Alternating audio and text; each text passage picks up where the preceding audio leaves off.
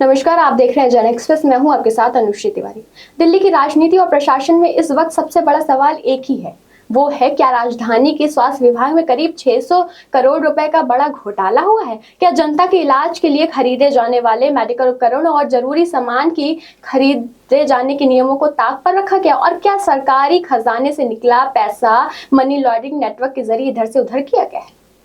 इन सभी सवालों के जवाब तलाशने के लिए एक ईडी भी अब मैदान में उतर चुकी है। एजेंसी ने मनी लॉन्ड्रिंग का मामला दर्ज कराकर कई नए निर्देश दिए हैं और दिल्ली सरकार के स्वास्थ्य विभाग के खरीद प्रक्रिया से जुड़े लगभग सभी अहम दस्तावेज तलब किए गए हैं। ऐसे में ये अहम अब सिर्फ खरीदारी अनियमितताओं का नहीं बल्कि आर्थिक अपराध की गंभीर जांच का विषय बन गया है। दरअसल ईडी की जांच का दायरा बेहद व्यापक है। एजेंसी सिर्फ एक नहीं बल्कि मेडिकल सामान खरीदा गया और किन पर भेजा गया और कहाँ भेजा गया और किन को टेंडर दिया गया है, इस सब पर जांच कर रही है। आपको बता दें कि सामान की गुणवत्ता की जांच किस आधार पर हुई है, आखिर गुणवत्ता किन परिस्थितियों में जारी किया गया है, जांच में किन सामानों को शामिल किया गया है। उनमें से पोर्टेबल एक्सरे मशीन है, CSR मशीन है और anaesthesia works, ORS, bedsheet, surgical उपकरण, ग्लव्स और दवाइयां जैसी स्वास्थ्य सेवाओं से जुड़ी बेहद महत्वपूर्ण वस्तुएं शामिल हैं। यानी जांच सीधे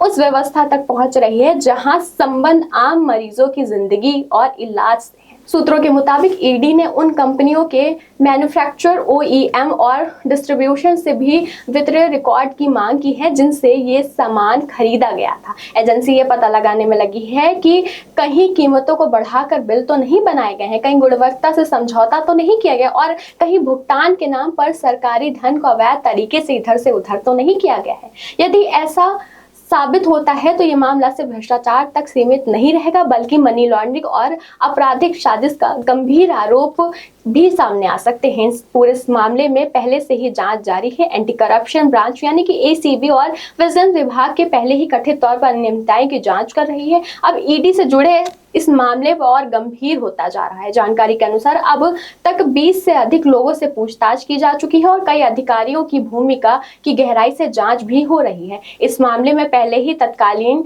DGHS डॉक्टर वत्सला अग्रवाल और नियंत्रक लेखा नीरज चोपड़ा के खिलाफ प्राथमिकता दर्ज की जा चुकी है। वहीं CPA पूर्व प्रमुख डॉक्टर विनोद कुमार रंगा को पहले ही गिरफ्तार किया जा चुका है। अब जांच एजेंसियां ये जानने की कोशिश कर रही हैं कि निर्णय लेने की पूरी प्रक्रिया की किसने थी, किसकी भूमिका थी और क्या ये कथित गड़बड़ी संदिग्ध नेटवर्क के तहत की गई थी या इस पूरे मामले में राजनीतिक रंग भी पकड़ लिया है। बता दें कि दिल्ली सरकार के पूर्व स्वास्थ्य मंत्री और आम आदमी पार्टी के संयोजक सौरभ भारद्वाज ने सोशल मीडिया पर एक वीडियो शेयर करते हुए दावा किया कि इस घोटाले से जुड़े अहम फाइलें गायब हैं। मुख्यमंत्री रेखा गुप्ता की सिफारिश पर 2 डॉक्टरों के खिलाफ भी FIR दर्ज की अनुशासन की कार्रवाई की मांग की गई है। यानी प्रशासनिक और राजनीतिक दोनों स्तर पर यह मामला लगातार गर्माता जा रहा है। अब सबसे बड़ा सवाल यही है, क्या मेडिकल उपकरणों की खरीद वाकई में ओवर वॉशिंग हुई है या फिर जनता के टैक्स के पैसे गलत इस्तेमाल हुआ है। क्या नियमों को